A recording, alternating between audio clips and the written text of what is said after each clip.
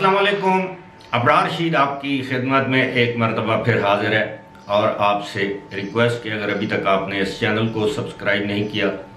तो इसे सब्सक्राइब कर लें, जो बेल आइकन है उसको ज़रूर प्रेस कीजिएगा। आपका बहुत बहुत शुक्रिया।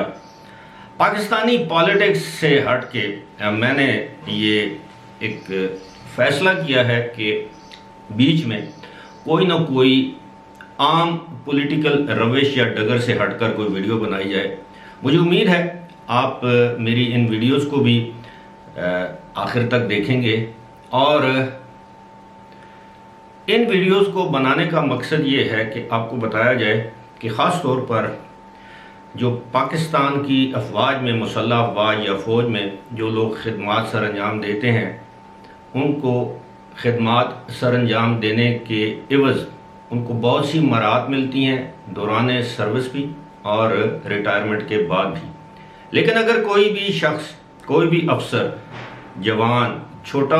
हो, बड़े ओहदे पर हो या उससे बड़े ओहदे पर हो, अगर उसके ख़िलाफ़ डिसिप्लिन की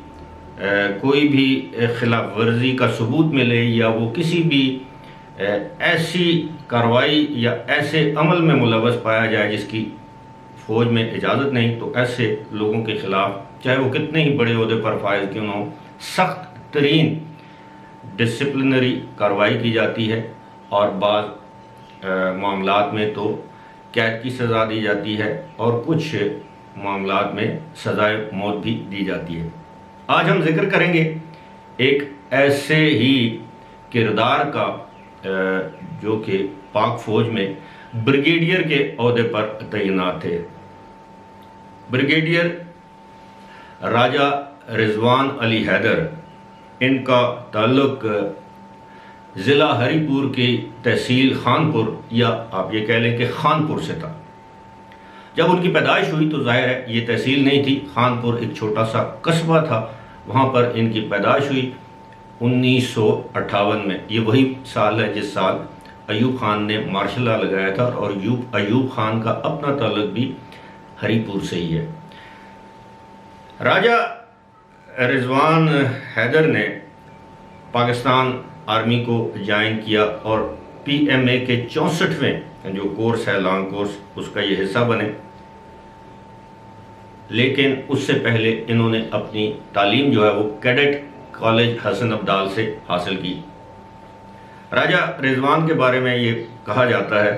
कि वो उनका ताल्लुक एक निचले दर्जे के मुतवस्सित ख़ानदान से था। बहरहाल आर्मी को ज्वाइन किया और करते करते राजा रिजवान हैदर ब्रिगेडियर के ओहदे पर पहुंच गए और फिर इनको जर्मनी में पाकिस्तान की एम्बेसी में डिफेंस अटैची तैनात कर दिया गया और यहीं से राजा रिजवान हैदर की बदकिस्मती या बदबख्ती का आगाज़ होता है। मैं यहाँ पर यह बताता चलूँ कि राजा रिजवान हैदर वो ब्रिगेडियर हैं जिन्हें जासूसी के इल्ज़ाम में नवंबर 2019 को मुबैना तौर पर फांसी लगा दी गई। ये मैं लफ्ज़ मुबैना क्यों इस्तेमाल किया है आगे चलकर मैं इसकी वजाहत करूँगा, फिर मामला आप पर छोड़ दूँगा। राजा रिजवान हैदर को गिरफ्तार किया गया। अच्छा, ये राजा रिजवान हैदर ने 2014 में मुलाजमत से रिटायरमेंट ले ली और इन्होंने एक चाइनीज़ कंपनी में काम करना शुरू कर दिया। अब मैं चूँकि कुछ एदाद व शुमार मैंने लिख के रखे हैं ताकि तारीख़ी एतबार से कोई भी चीज़ मैं ऐसी ना कह दूँ अपनी वीडियो में जिसको कल को तारीख़ आकर झुटला दे। अब राजा रिजवान हैदर के बारे में ये कहा जाता है जी कि 2009 में इनको बर्लिन में पाकिस्तानी एम्बेसी में डिफेंस अटैची का ओहदा दिया गया। ही वॉज पोस्टेड, यानी 2012 में इनको ministry of defence production MODP में इनको तैनात किया गया। फिर 2014 में इन्होंने रिटायरमेंट के लिए अप्लाई किया। उसके बाद ये चाइनीज़ एक कंपनी इस्लामाबाद जोंगबा, उसमें बतौर सिक्योरिटी कंसल्टेंट इन्होंने काम करना शुरू कर दिया। 10 अक्टूबर 2018 को राजा रिजवान हैदर को इस्लामाबाद से मिलिट्री इंटेलिजेंस और عسکری اداروں کے دیگر جو لوگ ہوتے ہیں، اہلکار ہیں، انہوں نے گرفتار کیا۔ ان پر جس طرح میں نے بتایا ہے کہ جاسوسی کا الزام تھا۔ کچھ لوگوں کا یہ دعویٰ ہے کہ وہ CIA اور کچھ لوگوں کا یہ دعویٰ ہے کہ وہ بھارت کے لیے جاسوسی کرتے تھے، اور ان پر جو ملٹری کا جو کورٹ ہوتا ہے دوران ٹرائل یہ بات ثابت کی گئی کہ انہوں نے پاکستان کے ایٹمی راز جو ہیں، ایٹمی انفارمیشن جو ہے، معلومات جو ہیں، وہ CIA اور بھارت کو یا بھارتی جو ایجنسی را ہے اس کو فروخت کیے، بیچے۔ اب ظاہر ہے ان کا جو تعلق جڑا ہوگا پاکستان کے اندر تو ہے ہی ہیں انٹیلیجنس ایجنسی، تو ظاہر ہے برلن میں جب یہ ڈیفنس اٹیچی تھے اس وقت ہوگا۔ یہ میں وہ باتیں کر رہا ہوں جو افواج پاکستان کی جانب سے سامنے لائی گئی ہیں یا ذرائع سے سامنے آئی ہیں۔ 10 اکتوبر 2018 کو انہیں گرفتار کیا جاتا ہے۔ اس کے بعد 23 اکتوبر کو ان کے صاحبزادے، ان کا نام ہے علی رضوان راجہ، وہ اسلام آباد ہائی کورٹ میں اپنے والد کی گمشدگی کے حوالے سے پٹیشن دائر کرتے ہیں کہ جی ان کو بتایا جائے کہ ان کے والد کہاں ہیں۔ جسٹس عامر فاروق کیانی نے اس حوالے سے یہ کیس سنا۔ فروری 2019 میں اس وقت کے director general ISPR major general Asif Ghafoor نے یہ اعلان کیا، اناؤنسمنٹ کی کہ 2 سینئر ملٹری آفیسرز کو گرفتار کیا گیا ہے جو کہ فوج کی حراست میں، اور دونوں پر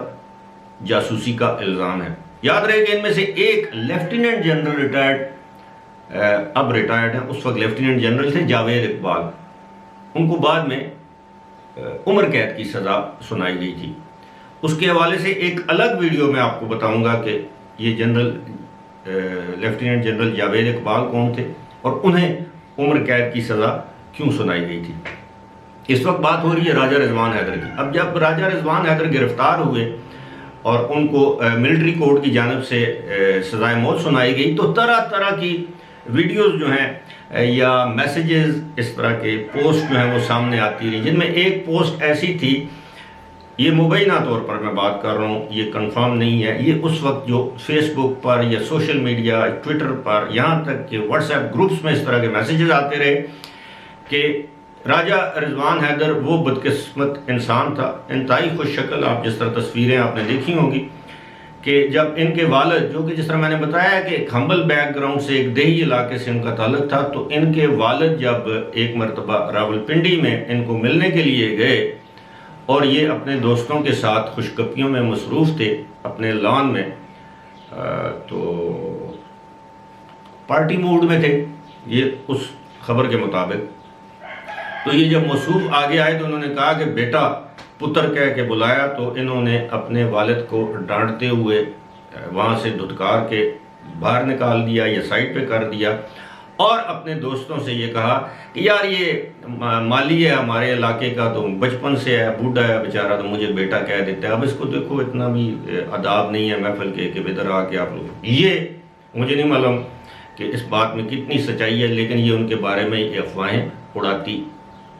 جاتی رہی ہیں۔ بہرحال جی معاملہ کیا ہوتا ہے کہ راجہ جو رضوان حیدر ہیں ان کو بالآخر جو ہے وہ سزائے موت سنا دی جاتی ہے۔ اب کہا یہ گیا، اناؤنس کیا گیا باقاعدہ کہ ان کی جو اپیل ہے، انہوں نے جو ملٹری کے اندر بھی جب آپ کو ایک عدالت سزا سناتی ہے تو اس کے اوپر ایک اپیلٹ کورٹ ہوتا ہے جو اپیل والی عدالت ہوتی ہے، اس میں انہوں نے اپیل کی، وہاں سے بھی ان کی اپیل خارج ہوگی، یعنی سزائے موت برقرار رہی۔ اس کے بعد انہوں نے اس کے بعد انہوں نے لاہور ہائی کورٹ میں بھی اپیل کی، اور وہاں سے بھی ان کی اپیل جو ہے وہ ریجیکٹ ہو گئی، اور اس کے بعد جنرل قمر جاوید باجوہ نے ان کی جو سزائے موت ہے اس کا حکم دیا۔ اور اب بات آتی ہے وہ مبینہ معاملے پر، اور مبینہ طور پر ان کو راولپنڈی کی اڈیالہ جیل میں 24 نومبر 2019 کو پھانسی دے دی گئی۔ اچھا، یہ وہ دور ہے جن دنوں میں پاکستان میں اس کو موریٹوریم کہتے ہیں، پاکستان میں پھانسی کی سزا پر عمل درآمد کو روکا گیا تھا۔ یورپی یونین کا بہت زیادہ دباؤ تھا پاکستان پر، دیگر اداروں کا، کہ پاکستان میں بہت پھانسیاں دی جا رہی ہیں، لیکن بالآخر حکومت پاکستان نے اس وقت یورپی یونین کو یہ باور کروایا کہ جی پاکستان میں دہشت گردی کا جو افریت ہے، جو لوگ فوج کے خلاف یا اس طرح کے دہشت گردی کے واقعات میں ملوث ہیں، ان کو پھانسی دینا لازمی ہے۔ تو یورپین یونین نے کہا جی ٹھیک ہے، ان کو آپ دے سکتے ہیں، لیکن عام قتل ڈکیتی والے جو عام جو سویلین ہیں ان کو آپ پھانسی نہیں دیں گے۔ لیکن راجہ رضوان کا کیس پھر ملٹری سے ریلیٹڈ تھا، لہذا ان کو 24 نومبر 2019 کو مبینہ طور پر پھانسی دے دی گئی۔ لیکن اصل معاملہ اس کے بعد شروع ہوتا ہے۔ اس کے بعد معاملہ یہ شروع ہوتا ہے کہ بہت سے حلقوں کی جانب سے اس طرح کی اطلاعات سامنے آنا شروع ہو گئیں کہ راجہ رضوان حیدر زندہ ہیں، ان کو پھانسی نہیں دی گئی۔ اور اس حوالے سے ایک آدھ مرتبہ شاید ISPR کی جانب سے تردید آئی ہے، لیکن کوئی مؤثر تردید سامنے نہیں آئی، یہاں تک کہ کچھ لوگوں کا یہ دعویٰ ہے۔ اب میں بہت بڑا دعویٰ کر کے اپنے آپ کو کسی مشکل میں ڈالنا نہیں چاہتا، اور نہ ہی میرا یہ مقصد ہے کہ میں فوج کے ادارے پر کوئی انگشت نمائی کروں۔ میں وہ باتیں کر رہا ہوں جو عام اس وقت پبلک میں، مارکیٹ میں دستیاب ہیں۔ وہ کیا ہے کہ راجہ رضوان حیدر اس وقت بھی زندہ ہیں، اور وہ جنوبی پنجاب کی ایک جیل میں ہیں، جہاں ان کے قریبی عزیز و اقارب ان کو جا کر مل بھی چکے ہیں، اور وہ 2020 یا 21 میں جا کر ملے ہیں۔ اب اس سے یہ اس دعوے کی نفی ہوتی ہے کہ 2019 میں ان کو پھانسی دی گئی 24 نومبر کو۔ لیکن ایک بات عیاں بھی ہوتی ہے کہ وہ جب تک حیات ہیں، زندہ ہیں، شاید وہ دوبارہ منظر عام پر نہ آئیں۔ مجھے اس معاملے میں اتنا زیادہ علم نہیں ہے، لیکن ایک بات یہ ہے کہ ان کی پھانسی جو ہے وہ متنازع ہے۔ اب آتے ہیں جناب، یہ جو میں بات کر رہا تھا کہ اس ویڈیو کا مقصد کیا ہے، ایک تو یہ لوگوں کو یہ بتانا کہ جب ہماری افواج میں جو لوگ حلف اٹھا کے اس میں شامل ہوتے ہیں، ان کی بڑی قربانیاں ہوتی ہیں، لیکن بالآخر دولت کی لالچ میں، شہرت کی لالچ میں، اچھے مستقبل کے لیے، اپنی اولاد کے اچھے مستقبل کے لیے کہیں نہ کہیں وہ ان کی کمزوری، ان کی ذات کی کمزوری ان کے آڑے آ جاتی ہے، اور وہ اپنے ملکی راز یا اپنے جس ادارے سے ان کا تعلق ہوتا ہے، وہ اس کی عزت کا سودا کرنے پر تیار ہو جاتے ہیں، اور بالآخر ملک جو ہے وہ ماں کا درجہ رکھتا ہے، اپنی دھرتی ماں اسے ویسے تو نہیں کہتے، بالآخر اس کا سودا کرنے کے لیے تیار ہو جاتا ہے۔ اور جب ایسے لوگ پکڑے جاتے ہیں تو پھر ریاست ان کے ساتھ کوئی رعایت نہیں برتتی۔ بہت سے پاکستانی ایسے ہیں بیوروکریٹس لے کر، میں صاف بات میں اب کسی میجورٹی کی میں بات کر رہا ہوں، پاکستان میں گریڈ 21 سے اوپر کے جو فارمر سیکریٹریز ہیں یا موجودہ ہیں، اسی طرح پاکستان میں میجر جنرل سے اوپر رینک کے ریٹائرڈ جتنے بھی جرنیل ہیں، جب آپ ان کی چھان بین کریں گے تو آپ کو پتہ چلے گا کہ ان کی اولادیں پاکستان میں نہیں، امریکہ میں یا دیگر مغربی ممالک میں اسکالرشپ پر پڑھ رہی ہیں اور وہیں سیٹل ہو گئی ہیں۔ یہاں تک کہ کچھ ریٹائرڈ جرنیلوں کی صاحبزادیوں نے امریکیوں سے، غیر مسلموں سے شادیاں کر لی ہیں، لیکن وہ ان کا ذاتی معاملہ ہے، ہم اس پہ بات نہیں کرتے۔ لیکن جہاں پر بات آئے گی اپنے ملک، اپنے پاکستان کی مسلح افواج کی عزت اور ناموس کی، تو وہاں ہم بات ضرور کریں گے۔ لہذا مجھے نہیں معلوم، اب ظاہر ہے اگر آرمی نے 2 افراد کو سنگل آؤٹ کیا ہے جو کہ فوج کے اعلیٰ آفیسر تھے، تو ان کے خلاف آرمی کے پاس ثبوت ہوا ہوگا، لیکن اگر یہ ثبوت تھا اور پھانسی کے لائق تھا تو پھر پھانسی کیوں نہیں دی گئی؟ اگر پھانسی کے لائق نہیں تھا تو پھر پھانسی کی سزا کیوں دی گئی؟ اب اگلی ویڈیو میں انشاءاللہ میں آپ سے ذکر کروں گا وہ بریگیڈیئر جو ہے، ضروری نہیں کہ وہ اگلی میری ویڈیو ابھی آئے، لیکن کسی اور ویڈیو میں میں آپ کے ساتھ ذکر کروں گا جو لیفٹیننٹ جنرل جاوید اقبال۔ اور پاکستان میں میں آپ کو یہ بھی بتاؤں گا کہ ماضی میں بھی پاکستان میں ایسے لوگ تھے جو امریکہ کے لیے جاسوسی کرتے رہے، وہ ایئر فورس کے بھی لوگ تھے،